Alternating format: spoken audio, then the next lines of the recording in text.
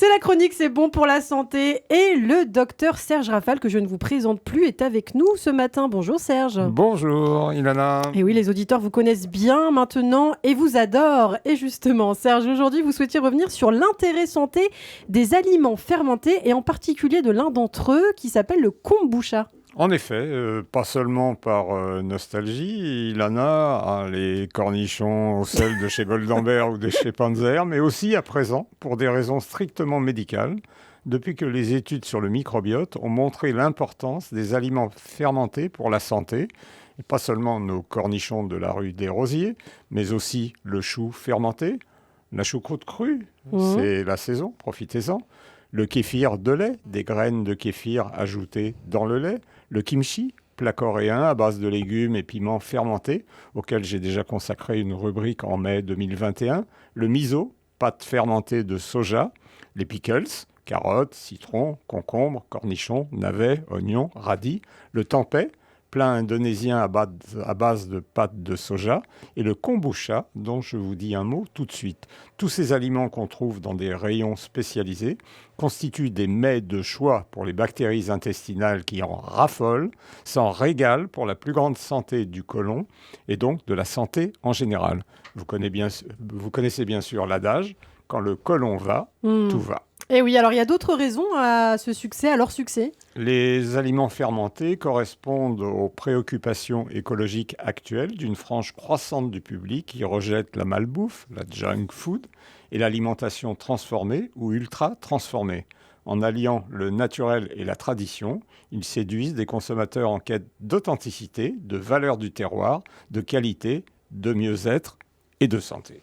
Alors, en quoi consiste la fermentation des aliments ? C'est le premier mode de conservation inventé par l'homme. Il consiste à transformer les sucres naturellement présents dans une grande variété d'aliments en acide acétique, ça donne le vinaigre, en acide lactique, la choucroute, le fromage frais, les olives, le pain ou le vin, le yaourt, ou en alcool, bière, cidre, vin.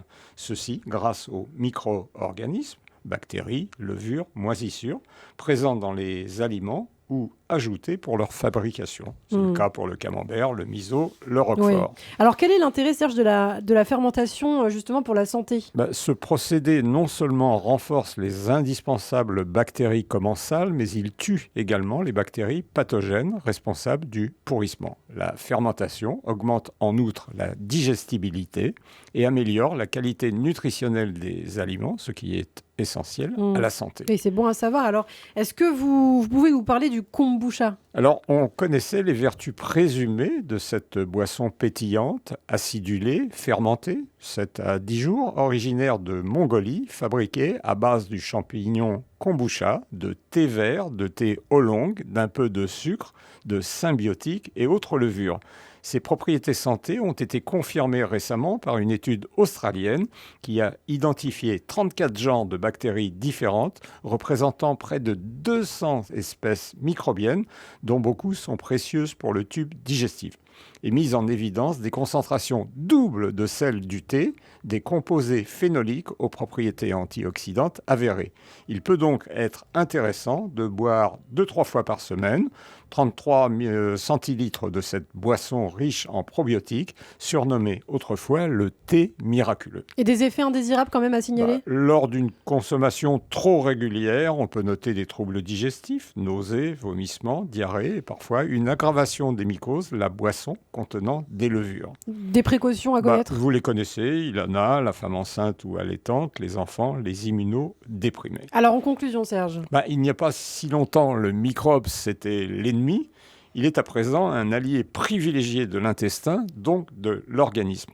Alors pour vivre en bonne santé, mangez et buvez fermenté de temps à autre. Ceci s'ajoute aux nombreuses recommandations nutritionnelles que j'ai développées dans cette rubrique le 24 février, à retrouver sur notre site. Et oui, vous avez raison de le dire. En effet, toutes nos chroniques à retrouver en podcast sur le site internet radioj.fr, notre site, et également en vidéo, les amis, sur notre page YouTube. Merci beaucoup, Serge Rafal. On vous retrouve demain matin sur Radio J.